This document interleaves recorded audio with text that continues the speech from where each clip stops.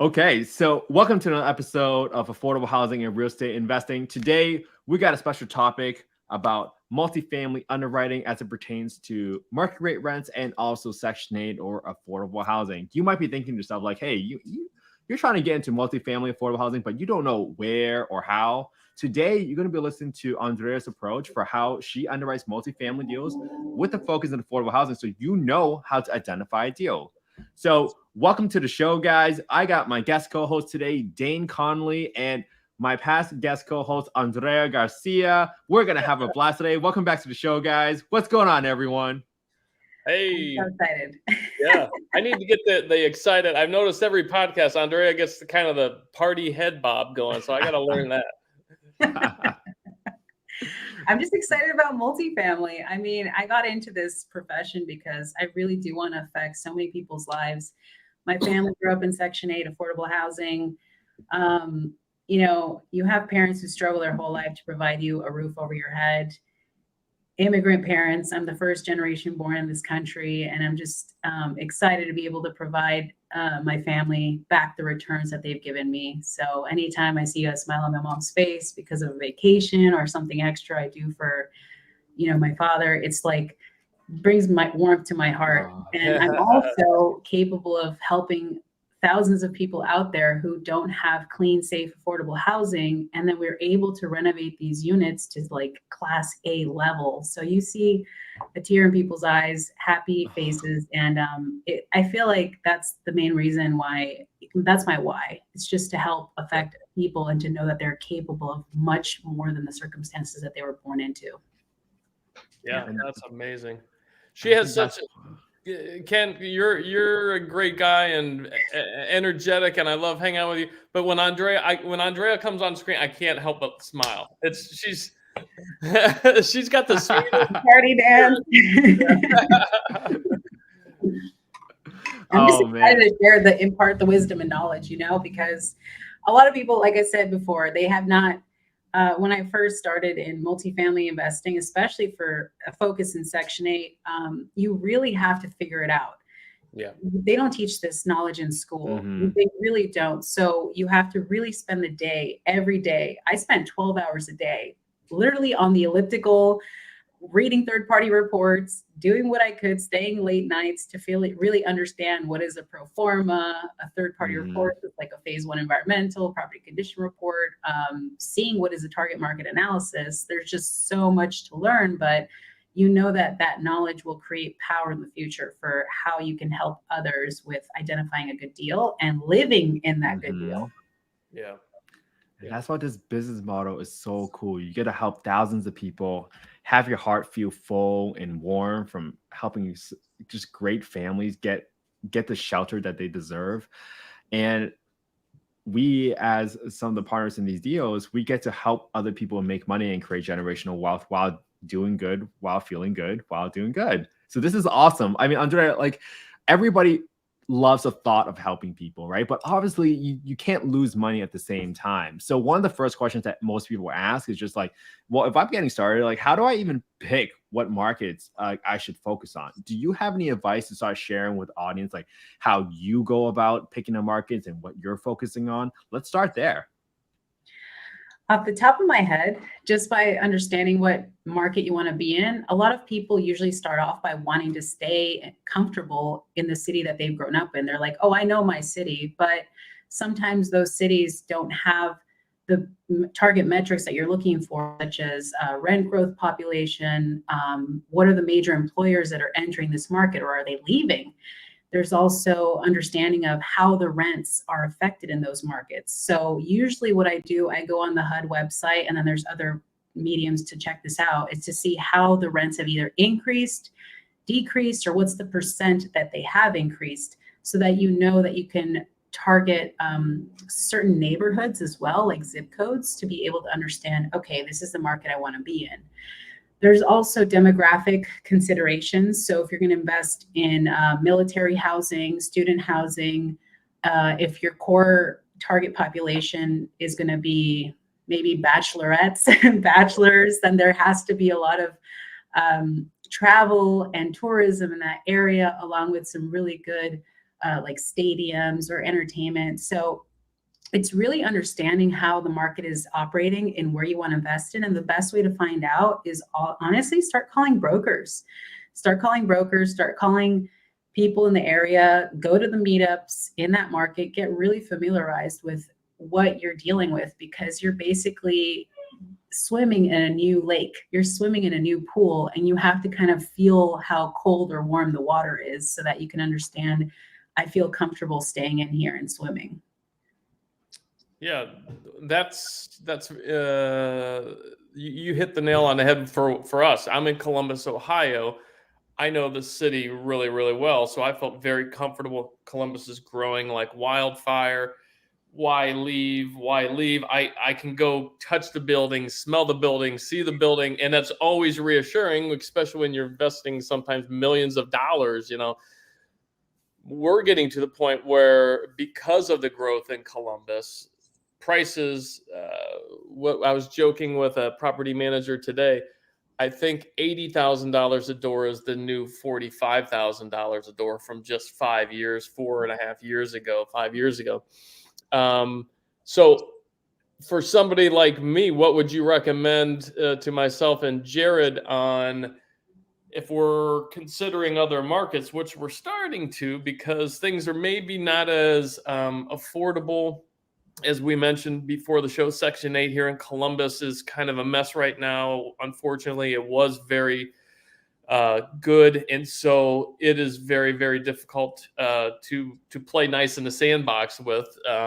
If we were looking at other markets, you had mentioned earlier doing a target market analysis. What all does that entail, and help me step outside of my comfort zone of Columbus, Ohio, and give me some objective data and feedback on what you do on a daily basis to help me work up the guts to step outside of my safety zone here. Of course, that's the mindset of a lot of people, where they don't know where to start. So whenever you do any kind of a multifamily target market analysis, you usually want to start off by understanding there's a couple of metrics. What is the population in the city and in the neighborhood? So if you're finding out, okay, if I'd like to vacation to these locations or stay there and live there, then I want to understand what's the median rent per month. What is the minimum income needed for the rent? So I'm not going to be able to put specific, let's say Section 8 properties in a neighborhood that is truly not experiencing rent growth or population growth. So you want to make sure that if the average median income for a population is about 100,000, that's tremendous, of course. But you have to understand, if your product that you want to invest in, like Section 8 affordable or maybe luxury apartments, those are different areas that you might invest in. So some people would say, I'm going to see if I'm going to invest in this city. Okay, but what part of, like, let's say Los Angeles, I want to understand, Los Angeles is such a huge city. What neighborhood do I want to focus on? What areas are making more money? What's that median home value? There's also median income that you want to understand. What's the percentage of renters that I'm going to see that could rent this possible apartment building? I also look at what is like a vacancy per year. So sometimes I approach it by talking to property managers in that sense. So I like to get my feet wet by talking to property managers who will tell me what's the vacancy, what they anticipate is going to be the rent growth per year. What are they seeing in terms of the types of tenants that are renting those units? And then if there's any major employers in the area, then just to kind of list them out. Okay, when do they start here? How soon are we looking to have other employers move in? Just overall, you want to encapsulate all of that by talking to people, and also creating like your own spreadsheet to see what resources you can pull by understanding what's the rent versus what's the rent we're asking for versus what the average person is making in that area. If you get a sense of what I'm saying. Yeah, no, totally. And those are all awesome metrics that I think everybody should look at. Is there in terms of like the population growth, mean income, whatnot, is there a certain website that you utilize or you recommend that people could go to start to get get a feel for Los Angeles compared Yes. to Columbus, compared to Des Moines, Iowa, compared to Sarasota, Florida? And does it take into account cost of living in those areas, or how could I get started?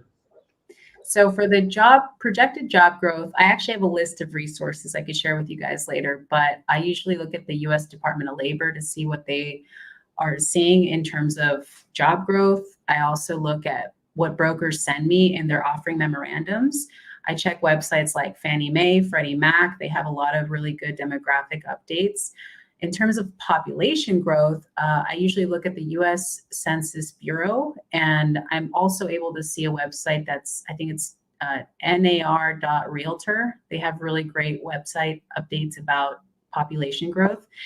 And then cap rate growth, that is something that you would definitely ask a broker in the area. You could Google it, and then you check with local appraisers. If you want to see how the cap rates are either increasing or decreasing in that market, I like to talk to appraisers because that's their job. They need to understand how the value is increasing or decreasing in those markets for that product type, the apartment buildings. And then vacancies, I usually check the historical financials of any project that I'm looking at. So if I want to look at it on a per project basis, I could check the financials. But if you want to ask a property manager, that would be your best way to go about it. Just what's the vacancy per year? How's it increasing, decreasing?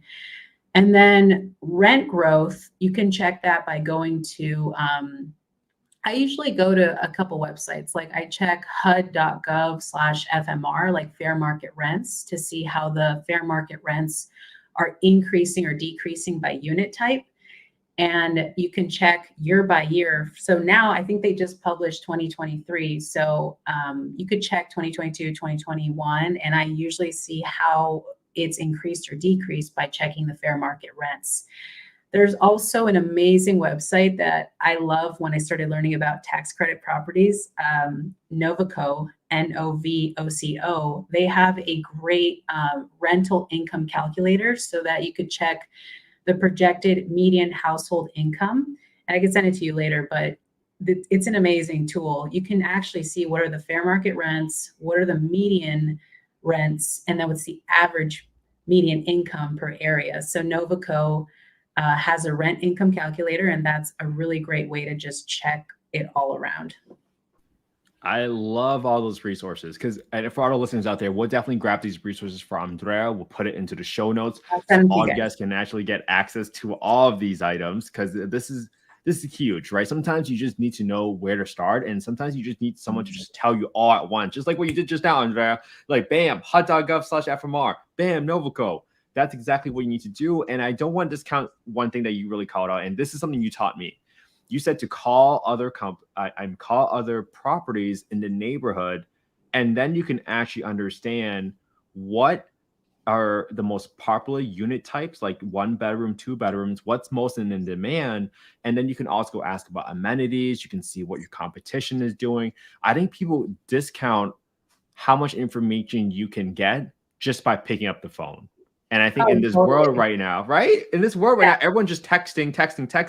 People forget to just pick up the phone and call sometimes. And it's like such a wealth of information.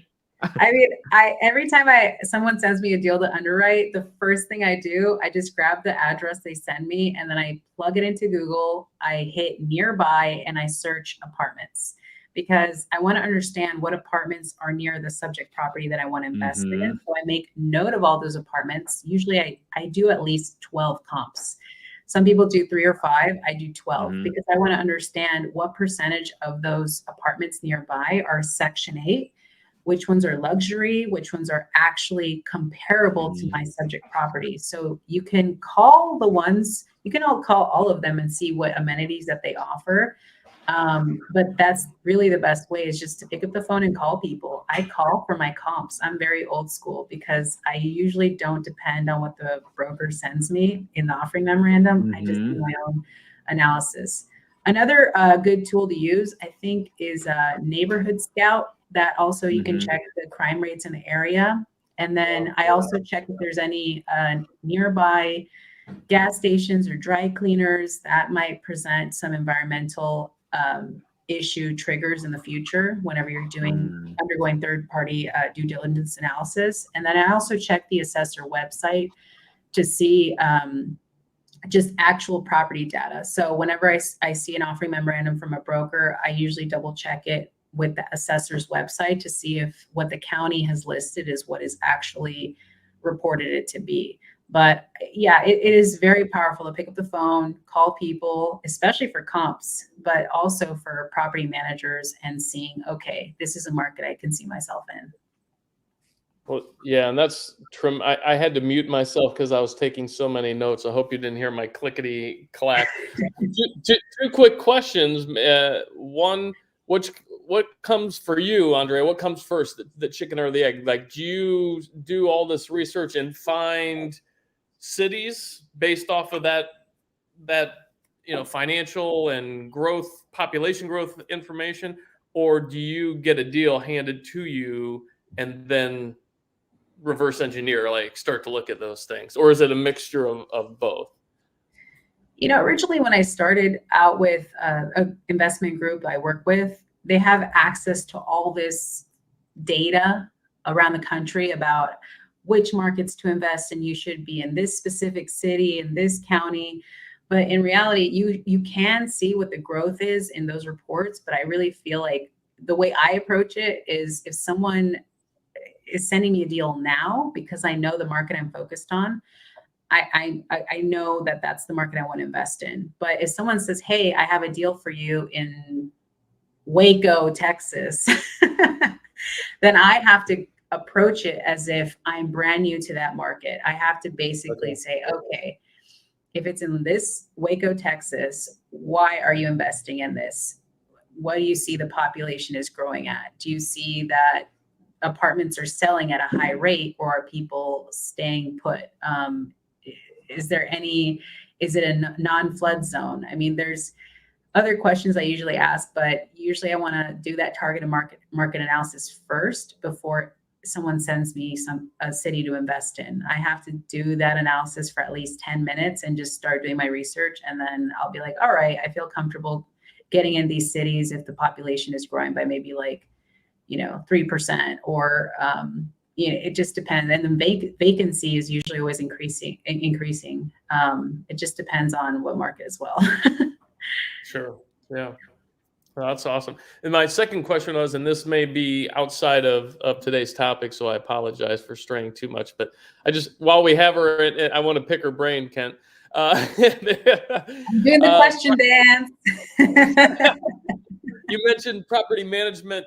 How do you research that, or is that not part of your daily duties?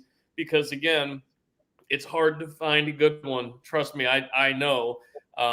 Is that part of your analysis that you also do? And then how do you narrow down the good, the bad, the ugly? And if you don't do that, tell me to stop asking questions. I have done it in a couple ways. So whenever you're looking for a good property manager, because it does pertain to the underwriting of how they're going to handle the asset in the future. I think we did this with Kent a while back, where we were looking at an offering memorandum, we got the financials, and we saw that the vacancy was like 3% or 5%. It was amazing. The fact that maybe it was 2%, it was pretty low. But whenever you see the financials of these buildings and you see that the property is actually in good condition, the vacancy is really low, less than 5%, that's pretty impressive. So I would actually start a conversation with those types of property managers and say, hey, what is the average vacancy of the buildings that you're operating at? Okay, cool. Can you send me an example financial of a building? You can remove the name. I just want to see what this one's operating at. I also check the offering memorandum. So if you go on loopnet.com, I think it's LoopNet, and then Crexy, you're able to download a couple of financial packages, and you can see where these properties are currently operating at, and if the vacancy is low, if the expense ratios are pretty appropriate. So if it's a Class A building, I think, what did I say? So Class A buildings are like brand new. They're brand new, or they're just new build, like they've been recently renovated. Those types of expense ratios that you're going to expect from those properties, which is basically the expenses divided by the income, you're going to usually see about 40-45% of the way it's operating, because it shouldn't have too many high expenses, because it's already past that capital expenditure big renovation. Those extraordinary expenses have already occurred, so it should be operating well. But if it's a Class B, usually you're going to see about a 50% expense ratio, and then Class C, which is in a not great neighborhood, maybe the building is over 20 years. That one you're probably going to see about a 55 to 60% expense ratio. So it's good to understand by the financials how the property management team is actually operating. But I usually call around nearby to see who is near the subject property I'm looking to buy. And then I want to understand what the vacancies that they're incurring at the moment. So Dayne, maybe it sounds like another way to go about it is you actually are searching through offering memorandums. And just for the audience to know what an OM is, it's basically like a marketing brochure for a property that's coming onto the market. It's kind of like a fancy marketing material that tells you exactly what you can make with the property. But even for these properties that might be overpriced, so to speak, you can get a lot of information by finding out who that property management company is. And that's how Andrea and I found one really, really good property management company in North Carolina. We found an OM that had really, really good numbers. It almost seemed unrealistic. And we got on the phone with them and they seem legit, right? So it's very, very interesting when it comes to underwriting, because sometimes people just focus on the numbers, but they forget that the most critical success factor is the team you have in that market. And having an awesome property management company that's in place to execute upon that plan is just as more, if not even more important than analysis that you actually wrote and went through in your spreadsheets. So I definitely want to pull back and make sure we hit all the underwriting steps that we talked about, because we talked a little about market analysis. We talked a little about property management, all of which those factors are important. But Andrea, like, how do you actually go through all the steps? Like, let's maybe just start with like, what are all the steps? And then let's dive into each one of those steps a little bit more in depth. What do you think? Yeah, of course. That sounds great. I mean, I do want to start it off by telling people that, even though this is an affordable housing podcast, we want to make sure that we clarify that market rate properties are underwritten similarly to Section 8, but Section 8 has a little bit more intricacies involved into it. So whenever we're going to see how we're going to charge rent, that's the biggest difference. Like, how are we going to charge the rent? How soon can we charge the rent? And why are we charging this rent? So there's more questions asked usually in affordable housing in the way we're going to charge that rent. But in market rate deals, I actually wrote down what's the difference. So we want to understand, okay, first off, whenever we're going to do step one of underwriting, I'll go through the steps. So step one of underwriting would usually be just do a quick napkin underwrite. If it's the buy box that you're looking to purchase, do that napkin underwrite. Make sure that it fits the criteria and the returns that your team is looking for. Number two is understanding your market analysis. So you have to see, is this the market I want to invest in? What are the as rehab comparables? If we're gonna keep the property the way it is, or if we're going to renovate it, what are the comparables in that market? So you have to obviously call around and see what that entails. Step three would be, what are the in-place revenue and operating expenses? You're looking at expense ratios, and the only way to do that is by downloading like the T12, the trailing 12 of performance, and you're going to have the rent roll. It's also very helpful for you to see what's the OM, the offering memorandum, because I usually just download the unit breakdown and I see how I can charge rent versus what's currently being charged. Step four, I look at the trends. I very deep dive into the trends of what's on the financials and the market as well. And then the step five, I typically look at what are the renovation expenses. So anytime I'm looking at improving the actual units or the the fascia, the exterior of the building, the landscaping. You want to see what costs you're going to undergo so you can make it comparable to the market, and then how you're going to underwrite that and charge that back in rent. And then I look at the next step would be financing terms. So you want to make sure that you have financing lenders available, private money. So the financing terms you're going to be able to obtain from a lender. And then also the last step is usually I look at the target return metrics. I want to make sure that my investors are taken care of. So it depends on how you're going to see those metrics. Sometimes you're going to have cash on cash returns.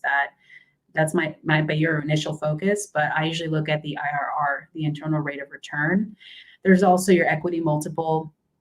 Am I going to get, it's a 2x. So if I'm going to get a 2x, back twice my money in 10 years, you want to know how soon that could be based on the numbers that you're underwriting. So usually once I see what my target metric returns are, and if it's not reaching that like 15% IRR or 17%, then I have to work back the numbers and see how I can work with the management fees, maybe tweak the expenses, how I can increase income. So you start with all those steps and then you work your way back to see how soon you can get your investors their money back. Love it. So let's dive into the steps then. So the first thing is the napkin underwriting, and just because there's a lot of multifamily jargon, right? Napkin underwriting sounds like another word for quick and dirty analysis. Is that a good way to think about it? And how does that differ between market rate and Section 8, if it does differ? When I was looking at this question, I said, okay, napkin underwrite. They call it napkin because it's basically something you can do with a pencil or pen in the back of a napkin. Usually, like, the napkin underwrite is pretty simple. I mean, you just need to make sure that you do your quick analysis, and that usually involves knowing what is your gross potential annual income. So this gross potential annual income, that's the number you start off with. That's basically the number that the actual rent or the income you're receiving as well, all together, if all the units were occupied 100%. So if you're going to see what the rent is plus all the additional income, combine that together, and that's your gross potential annual income if it's 100% leased up. And then after that, you're going to usually deduct the economic and physical vacancy. We usually start off, there's rules of thumb out there that say 10% is the rule of thumb, but it really depends on the market you're in and what you see as normal vacancy for the area. And sometimes we see buildings that have like 30% vacancy, which is wild. So you have to ask a question as, why are over 30% of these units not leased up? So it's good to understand by looking at the rent roll, that's how you see what is the vacancy, just by doing a quick analysis and seeing which ones are leased up, which ones are not. And then that'll give you, so once you multiply, you deduct the percentage of the vacancy by the actual gross potential income, you're going to be able to have your net annual income. That's the net. And then based on the asset type, the class that you have, if it's a class B property that we're looking at, then that would be a 50% expense ratio. So I would take example, let's say the net annual income is 100,000, expense ratio is 50%. So your NOI is going to be 50,000 a year. That's annualized. So you want to see what's your net operating income. And then from there, your net operating income will actually be divided by your market cap rate. And the market cap rate is usually the capitalization rate. It's a standardized rate that will usually tell you by brokers how soon you're going to make back your money. So if it's a class B building, sometimes it might be like a 5% cap rate. It depends on the market, like I said. And so what you're going to do is you're going to divide that number by like 5%, and that'll give you your actual valuation. So if the broker is telling you that the NOI is 45,000, the market cap rate is 5%, your valuation is going to be about 900,000. But they're asking for 3 million. So you have to ask a question, why is that?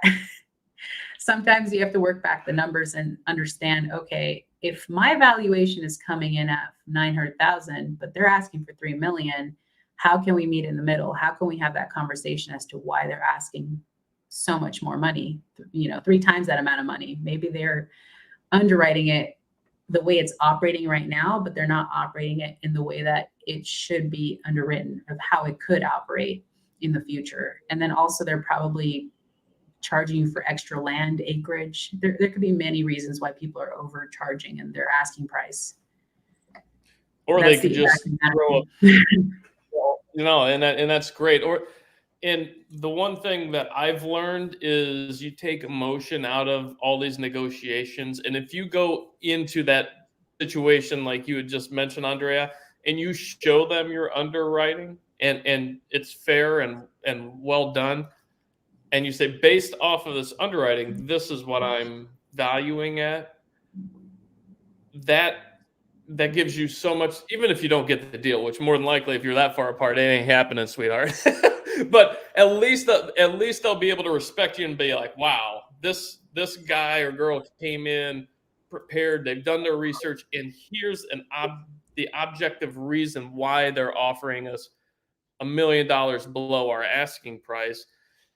And that should kind of open their eyes too, potentially, to think, ooh, maybe we're way off base here. And I've seen it multiple times where somebody just puts a big fat number out there and says, okay, if somebody gives us $3 million for this property that has an NOI of $100,000, then we'll take it all day. There's a sucker born every minute. I'm sure it happens. But if you go in prepared like that, with your homework and numbers, it's not emotion, it's not you trying to bully them, then the sellers will respect that, but also the brokers will. And the brokers, a lot of times, this is where we've earned a lot of street cred here, is we always come prepared. We underwrite everything conservatively but fairly, and we just base it off the numbers, and the brokers love that, and they can appreciate it, and they respect the hell out of that too. So even if it's a rough back of the napkin type of sketch that you put together when you're having a drink with the broker, I've done that too, because I know what our expense ratios are, for now 4 years. And so I can even just take the GSR, the gross, the gross rents, basically the gross revenue, and take 50% off of that and know that we're where we're going to be, calculate in my head what the mortgage would be, and figure it out from there. But yeah, that was great. It's very important to do like that quick, maybe it's a 2-minute, 3-minute analysis, but sometimes brokers, sellers, they overcharge in the asking price. They say, oh, I want 3 million for this when it's really worth 900,000.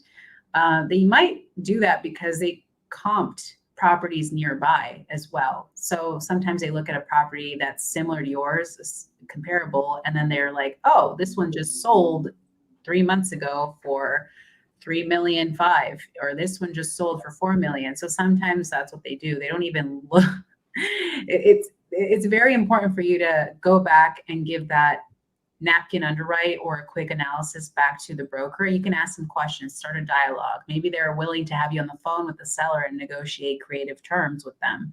That is also very powerful. But yeah, just to recap, the quick napkin underwrite 2-minute analysis is essentially you understanding what is my gross potential annual income if all the units are 100% leased up. You're going to subtract your economic and physical vacancy from that, and you're arriving at your net annual income. And then you need to subtract from that the expense ratio. So if my expense ratio for Class B property is 50%, I need to make sure that I subtract it from that. So you want to make sure you have your NOI, you divide that by the market cap rate, and that'll give you your overall valuation. That's very quick, down and dirty. But if you're able to get the financials from the broker that are actual financials that were within at least the last year and recently. So if I'm right now, we're in February, I should have financials that were from December at the latest. I should not be receiving financials from like 6 months ago. They're not worth anything to me because the market has changed a lot in 6 months. Because whenever you're going to present these financials to a lender, lenders usually want to see the T1, the trailing 1 month or trailing 3 month operating statement. They want to see how this property is operating in the last couple months, and they need them. So if you're working with somebody that's not producing those financials to you, that's another conversation to have. Yeah, and just to you mentioned the T1, the T3. Sometimes when a property is overpriced, overvaluated by the seller, sometimes they're basing it off of that T1. That's not how we look at T12 and we have to base our decision on the T12. Sometimes the T6. Because if a property's been losing $100,000 a month, and then they finally have made changes, whatever those may be, and they have 1 month of profit, and they're going to value it at a $10 million, it doesn't make sense. But that's sometimes where you see that inflated number is, maybe they have made all these changes, and that's great. But who's going to take a risk on spending sometimes millions of dollars based off of one good month? And that's where we always say, okay, we need to see 3, 6, 12 months. But sometimes that's why that big inflated number is out there too. That's it's totally true. You definitely need to see not just the financials, but the rent roll as well. Anytime I'm going to do an analysis underwrite on a multifamily deal, whether it's market rate, Section 8, I usually start by doing a quick breakdown. I need to see, okay, if this property is located in this city, zip code, and county, all right, now I'm aware of that. Step 2, I usually look to, in my quick breakdown, that's why I need the offering memorandum or something to tell me the unit breakdown, because I have to break down the averages of these units. I need to see what are we charging for the 1 bedrooms that are market rate, 2 bedrooms market rate, studios that are affordable housing, HAP units, housing assistance payment assisted units. So I need to see what is the average square footage of those units, the number of units within that bedroom type, and then what's the actual rent I'm receiving on average for that bedroom type. Yep. And then I factor in other things like, okay, what is the utility allowance? And then I get my average rent per unit type. So whenever I do this breakdown, I need to make sure that I have a couple of metrics in there so I can understand what am I charging on average for each bedroom type, and then what can I charge for that bedroom type. And then what can I charge depends on the type of class I'm investing in. So if it's a market rate property, I could just look at the comps nearby for that unit bedroom type. But if it's a Section 8 unit, I have to understand what is the 140% median zip code rent for that bedroom type. So HUD has the resources available. It'll tell you what's the 140% median rent for this zip code. I also want to understand what's the fair market rent for that zip code, for fair market rent for that unit type. And then also what's the max tax credit rent I could get for that bedroom type. So those are the 3 things. I look at median zip, 140% rent. I look at the fair market rents per bedroom type, and then the max tax credit rent. And that's if I'm dealing with Section 8, because that is going to determine later on how much I can charge and increase in rents for all those bedroom types. And I love the details you said there, the max tax credit rent. How do people find out what is a max tax credit rent? That sounds like you need an accounting degree to almost find it out when you look at this for time. Tell us a little bit more. Not at all. So I think I referred this back earlier in the podcast when I said, check the projected median household income. That resource I told you earlier, Novaco, Novoco.com, they have the rent income calculator. That will actually tell you what's the maximum tax credit rent. So they will list out what's the average median income, fair market rent, and they'll tell you when it says 60%, that's the tax credit rent, because 60% is the maximum that you're left with for the tax credit rents. So that's where you can check it. Yeah, and just to tie everything together, also, you know, early on we talked about the target market analysis. If that property references all 1 bedrooms, but Los Angeles doesn't need 1 bedrooms, they need 3 bedrooms, that's something you have to take into account. Also, we have found from our experience that we're dealing with affordable housing, Section 8, one bedrooms are okay, as Section 8 here in Columbus would say.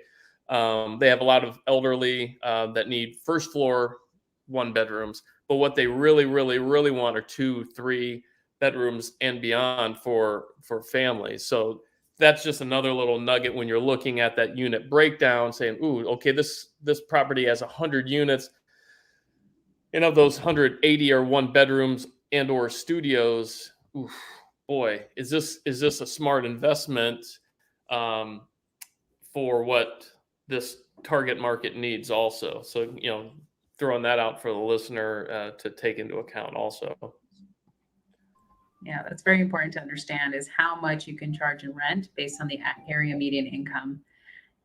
You can't price people out of an apartment they want. If the rents are constantly increasing year by year and it's beyond what they can pay, that's something that you need to understand. You can't just charge luxury apartment rent to someone who's Section 8. Yeah, I think we just covered steps 2 and 3 almost for your underwriting approach there, Andrea. But maybe for the market analysis part, I might ask and prod a little bit here, because sometimes when people think about Section 8 properties, they think about the stigma. We always talk about, just like with our last episode, Alvin Hope Johnson, high crime, high drama, lots of drugs. How do you, with your company, like look at these potential problematic areas, so to speak, and consider like, well, is this still a good area to invest for affordable housing? Or are you just avoiding certain areas together so you can invest in a nicer area and then turn into affordable housing? Tell us your thought process behind how do you make that decisions on locations for affordable housing? Well, it's interesting. I don't make the decision. I give the data.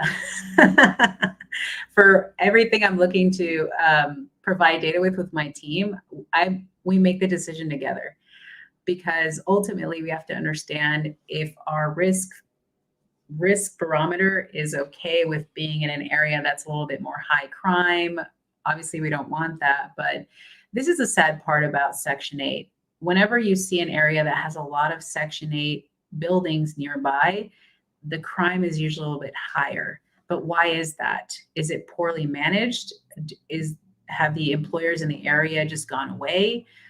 There's many factors as to why there's higher crime rates in Section 8 units areas. But overall, we want to understand, whenever we're looking to invest in a market, we do have to talk to people. We have to actually, it even helps when you visit. I usually Google the street and then usually Google the address, and then I just do like a Google Earth street view to see what are the surrounding neighborhoods. So if you use Google Earth, it'll tell you what the actual buildings look like. And it's important to also call like property managers in the area as well. Sometimes you can look at, like I mentioned, Neighborhood Scout to see what's the crime rate in the area. But to make the determination of whether you want to invest in that area, I would say you need to visit that market. And if you can't visit, at least someone that's boots on the ground that can do the visit for you, that can kind of secret shop the building you're looking to invest in and ask the right questions to the property managers and take photos. So they can act like secret shopping, like they're going to be a potential tenant and walk the units, and then they'll give you feedback. But you should click up with a community. That's the main reason why we're in these kind of communities of investors, so that we can all work together and be boots on the ground for one another. And you can get paid as that boots on the ground, maybe a finder's fee, maybe, a consultant fee. But that's another great way to get started in real estate, is to just be the eyes and ears of other investors if those investors can't fly out to see the units. Are you saying I should charge my brother Jared a finder's fee because he hasn't seen 3 or 4 of our properties? I'm texting him right now. Andrea said that. Sound like you're owed a lot of drinks and dinners, Dayne. That's what's going on. He's owed a lot of drinks and dinners. And then, you don't have to pay them too. These eyes, boots on the ground, you can also pay them in drinks and dinners, and having them learn from your multifamily journey and just be part of it. Some people just want to learn. they're too afraid to put their skin in the game and put money up for a deal. So they're like, I just want to learn. Tell me what I need to do. So it's important to find people that will help you out to see if it's a good neighborhood to invest in. Yeah, that's for so cool. And I love it. And I want to keep moving on. So those are great points about the market analysis. Like nothing beats actually going there and getting the vibe of the place that you're looking at, because you got to understand this is a business and your customers are your residents there. And you think about if they don't want to live in the area, then your vacancy is going to shoot up eventually, right? And that affects your bottom line ultimately. So trying to create a community where people want to live in, that's a lot of hard work. And that's something that you must be up to the task for. So I want to get to the step 4. We talked about trends. Trends is just like a fancy word, like a TikTok trend or something like that. But I know you mean something different for underwriting in multifamily. So what do you mean by trends, by looking at trends when it comes to analyzing these properties? Let's see, trends. That can mean many things. So since we've skipped to part 4, usually by that time you're at a pro forma. So a pro forma is essentially for the sake of the form. It's where you do your deep underwrite. There's a lot of resources available out there of people who have their pro forma templates. I think there's like the Michael Blanc pro forma, Brock Mogensen, there's the synthesizer, there's like so many pro formas, but just see which pro forma you're comfortable using ultimately will get you to the very end to see what are your investor returns. But you need to make sure that you're using a pro forma when you're looking at the trailing 12 side by side. So what I do whenever I have a pro forma in front of me, I usually just start by plugging the basics of what's on the offering memorandum and on the financials. This is where it's at right now. I'm not making any assumptions. And then step 2, I use that pro forma to see my own projections of where I and my team could be operating the property at. So by that time, I'm implementing a few percentages, rules of thumb of what I would consider normal for the area or just in general. And I'm factoring in increases in legal expenses, tax millage rates, how the property is going to be reassessed, and then trigger a reassessment tax. So I factor those in. And then whenever I'm looking at the trends of the financials, I have to see how all the items on the trailing 12 have either increased or decreased over certain months. So if I go line by line on a trailing 12, we always start with the top part, which is the income. We want to see, okay, income for like the average income for this month, let's say it's 50,000, but then the other months I'm seeing 30,000, 20,000, and then 50,000 again. So it's good to understand what has happened in those months. Maybe there was a renovation that occurred as to why the income dropped. So some people may have relocated or maybe tenants left. So it's good to ask those questions. I would have to, I pulled up financials in the beginning just to give you an assessment, but the expenses is where you want to do your trends analysis, especially when it comes to legal, taxes. There's just a lot of trends to look at. Maybe you can direct me into how you want me to answer this question. There's a lot of trends to look at. Dayne, what have you seen that was out of the ordinary when you looked at trends, either for expenses, right? There's categories that you usually kind of go down. One thing that triggered me, Andrea, is when you see us, especially if it's within the 3 to 6 months before they go to market, if you see all of a sudden their GSR, their rents spike and their vacancy plummet. And for those that aren't watching, I'm doing the red blinking light, the alarm light. This has come back to bite us. A lot of times, especially in your C-class properties, the owners will fill units with warm bodies. Anybody and everybody. So if you see that spike in rents, and always do a deep dive on your leases and look and see, are these people qualified? This is some scar tissue we had. We bought our first big, it was a $5.5 million purchase, 76 units that had been again, C-class, but had been mostly renovated, looked good on paper. We got 3 months into ownership, and all of a sudden our vacancy was plummeting. Delinquencies were skyrocketing. And when we did a deep dive, we realized that we didn't vet all of those leases. And so there were people that should never have been put in there, that were able to pay their first couple of months. And then after that, no. And so that's a trend, and just kind of, something that we learned the hard way that you should look for on the income side, for sure. On the expense side, taxes kill more deals than anything. So, especially if it's a mom and pop shop property where they've maybe owned it for 20 years and their taxes are $1,100 a year or something insane, and you're going to buy it for $5 million and now the taxes are $80,000. Well, that's going to kill the deal. So, that's a biggie. And then really looking at the expense ratio, like Andrea mentioned, and seeing where theirs is. If theirs is freakishly below where what the norm is, you need to really figure out where they're hiding money. Sometimes it's their property manager who they don't pay because it's their daughter, and they pay them in other ways, or things like that. Conversely, where you can, if their expense ratios are high, and you look into things, are they billing back for utilities, water, electric? Are they not billing for pet fees, and things like that? And then obviously, Andrea, touched on it. You need to know what the average mean rent is and compare.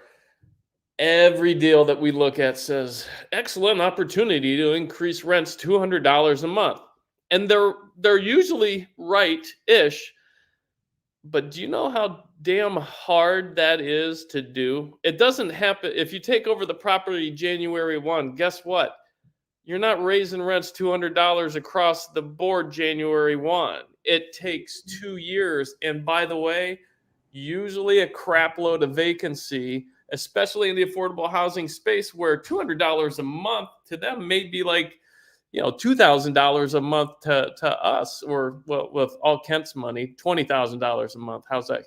That's so true.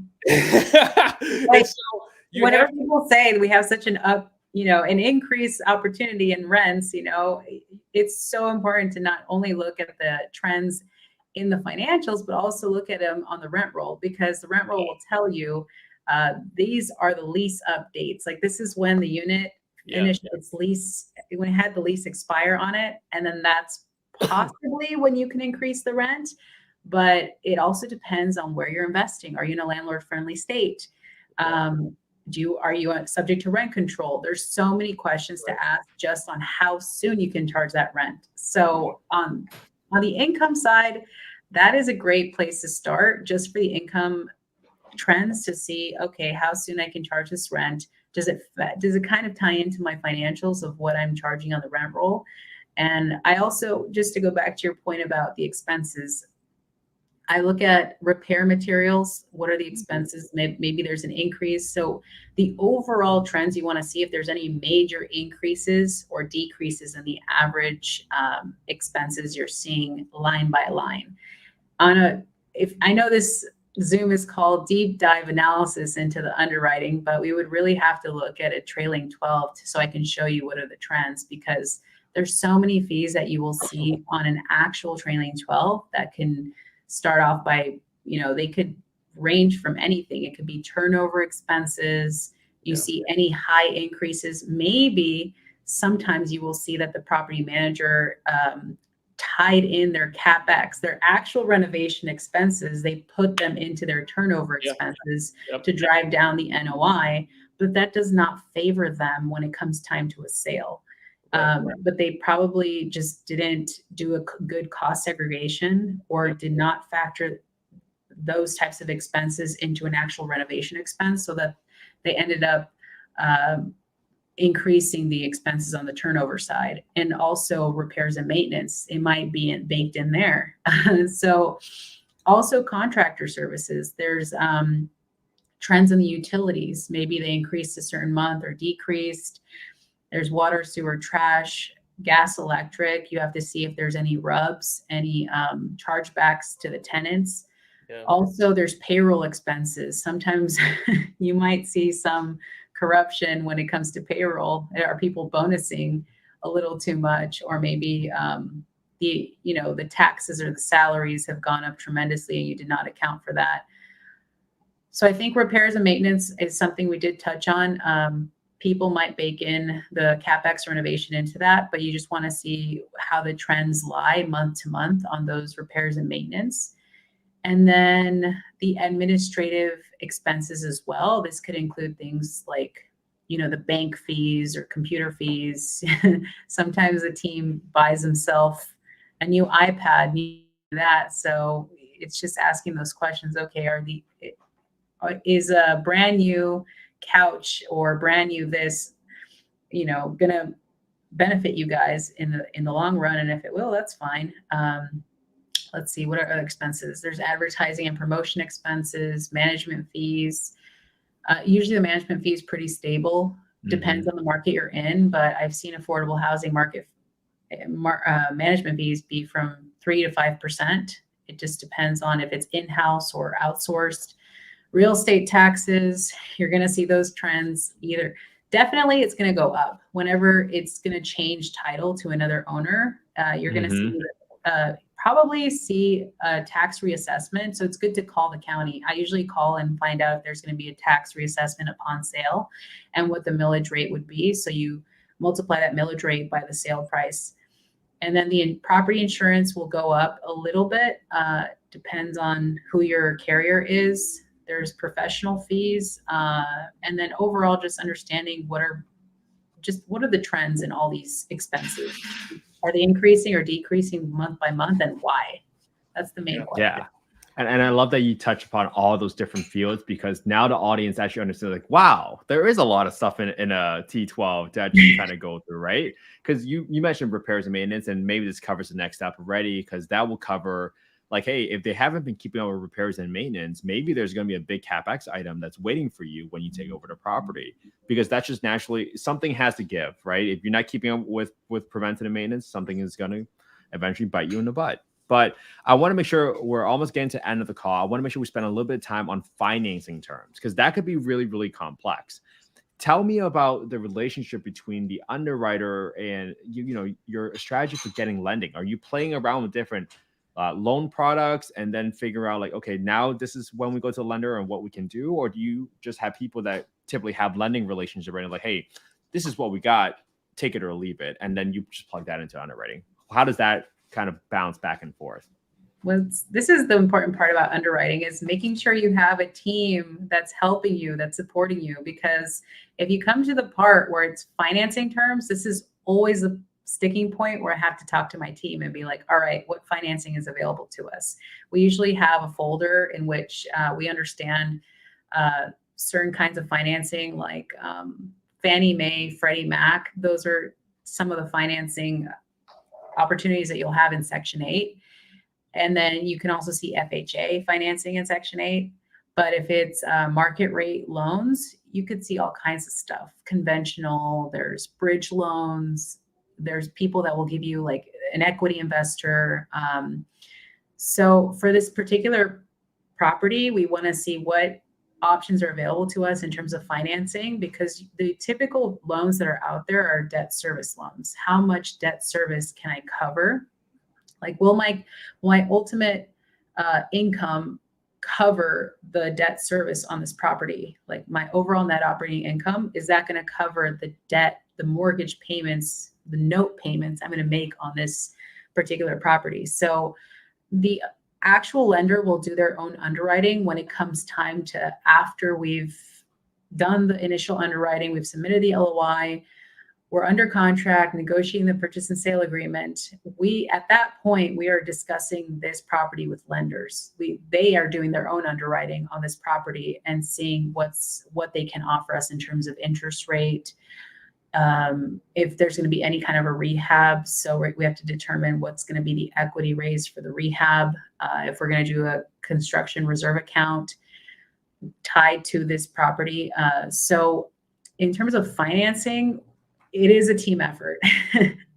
We need to see what comes first, the chicken or the egg. This is the best part of the underwriting, is seeing, okay, do we need to find the money first or find a deal first? And it is finding the money first, so that we know what options are available to us, either through the direct lenders or through the mortgage brokers. So I've worked with mortgage brokers before, direct lenders, private money lenders. There's other institutional lenders like Citibank, CBRE, Grandbridge. There's equity investors like R4. There's Marcus Millichap. I mean, there's tons of people who want to give money that are institutional lenders, because as long as it's a good deal and it'll make sense for them, they will offer you flexible loan to value or loan to cost terms. And it's an effort that requires people to start having those conversations. And then you factor that into your underwriting when you're determining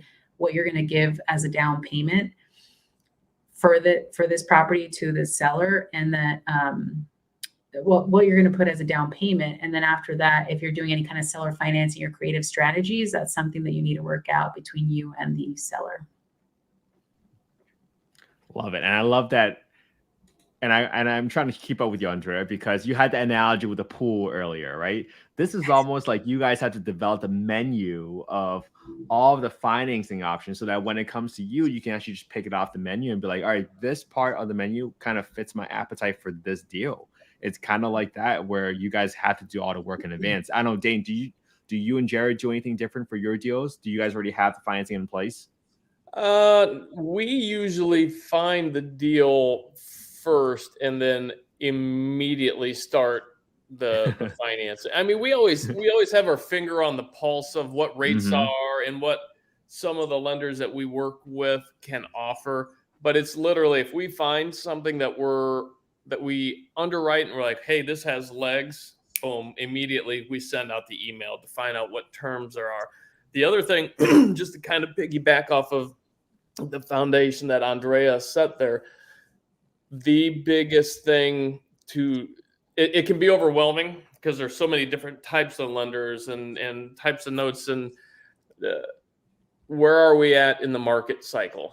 Nobody knows exactly, but you don't want to set yourself up to have to refinance when rates are, what are they now, 7-8%. If you're at 2.25 and on a 3-year variable note, and 3 years hits, and all of a sudden, instead of being 2.25, now it's 8.25. Guess what? There's blood in the water, and you're hurting. So nobody knows exactly, but you have to do your best guesstimate. It used to be almost every 10 years there would be a peak and a valley, and it was fairly predictable. I don't know what in the hell is going on now. I don't think anybody does, but I think we're slowly starting to go into a valley. So I would take that into account, trying to figure out where we are in the market cycle. And I'm very risk adverse, so I would give on rate to have long-term stability. I think we talked about the first deal we did was 20 units, and that was a 20-year fixed, which is unheard of. Yeah, it was, I don't know, a half point higher than everybody else, but we knew what our rate, we knew what our payment was going to be for 20 years. It wasn't going to spike to 8% in a year or two and leave us in a bad way. So the way we normally do things is we start off with local banks, and they get to know us. It's that feel good story. We can usually negotiate better with them on everything. including interest only. And that's another biggie, is if you're taking on a C minus property and are going to need to put significant capex into the property, a lot of times these local banks will give you, really, my strong recommendation to every listener, go for 2 years minimum of interest only, so you can breathe and have them bake in the capex money. So if you know you're going to need $300,000 of capex to replace roofs, and reline sewers, talk to them about that and say, hey, I need 2 years of IO so I can do right by you and really improve the quality of life of the tenants, but also the appraisal value of this property. So hook me up with 2 years of IO, bake in the 300 grand. And then you may have to give a little bit here or there. But that's the way we normally start. Got it. Now you are personally at risk on that note. That's the downside. Versus if you went straight Freddie or Fannie, where you can not have that on your personal note. Now, there are disadvantages there also in terms of how much money you need to bring to the table. And then your exit strategy is one other topic that I would mention. Market cycle, everything else that I've mentioned there, but then also your exit strategy. Do you think you're only going to hold it for 3 years? If that's the case, then probably using a local, bank is probably your best option, because some of the early termination or early exit fees on, Freddie in particular are really high and can rob you of a lot of your profit and hard work. That's true. I had lunch with a lender 2 days ago, and I asked him, what are the application fees? Are there any prepayment fees? It's good to understand what fees you're getting into, because not only are they doing you a favor by giving you money, but they're also going to charge you just by giving you that money. It's not just charging you by being able to have that capacity to take back the property in case you default, but they need to make sure that they're going to make as much on the back end as much as the front end when they're going to lend these types of units to you. And then lenders typically will ask you, especially with Section 8 properties, they're going to ask you, okay, what is the money it is making at the moment? So they want to verify this by seeing what is on the rent schedule. The rent schedule will tell you in Section 8 properties, per bedroom type, what is being charged at this property for this unit type. And then that rent schedule, like I said, how we make money in affordable housing is very different from market rate units, because with affordable housing, if you're buying a Section 8 property, it's going to have a 20-year HAP contract on it. It's going to usually have a housing assistance payment contract on it. That's the standard. And every 5 years, we have to engage a rent comparability study, an RCS, which will be able to increase the rents for that particular those particular units in Section 8. And the rent comparability study, even though it's engaged with the third party, you can actually work with that third party to post-select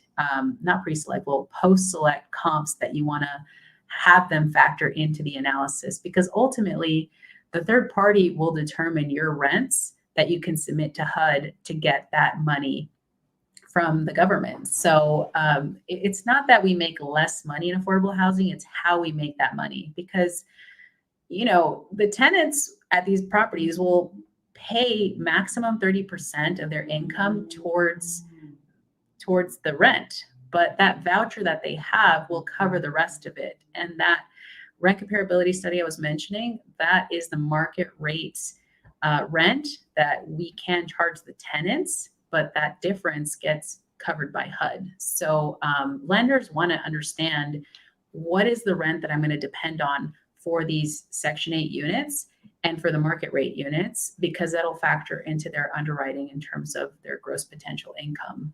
And that's how they're going to determine what money to give you too. Andrea, you could not have ended this show any better, because this is a perfect tee up to our next show where we dive deeper into comps, meaning how are we actually going to increase rents for apartments, like looking at the difference between market rate and Section 8. But we're going to go through what those rent comparability studies are so we can actually understand how do we legally do it and how do you actually work with a third party, and we can go really deep into details. So I know we got to go and wrap this up show. So if you guys, for all the listeners out there, if there were a specific topic in there that we covered to that you would like us to go even deeper, please comment in the comment section. Let us know, and we'll try to bring Andrea and Dayne and Jared and all of the guests back on so we can cover these questions for you guys, right? This is the whole point of this conversation. It's for all of you guys. Happy dance. Have the whole party. Yes. If you want to follow us and get notified of the next show, please follow Andrea Garcia at Andrea Garcia, REI. On Instagram. You can follow us on youtube.com/@Kent_he. And don't forget to reach out to Dayne at aspenrealtyco.com. Thank you guys. It was an awesome show. I appreciate it. Love it. Thanks for having me. Thank you.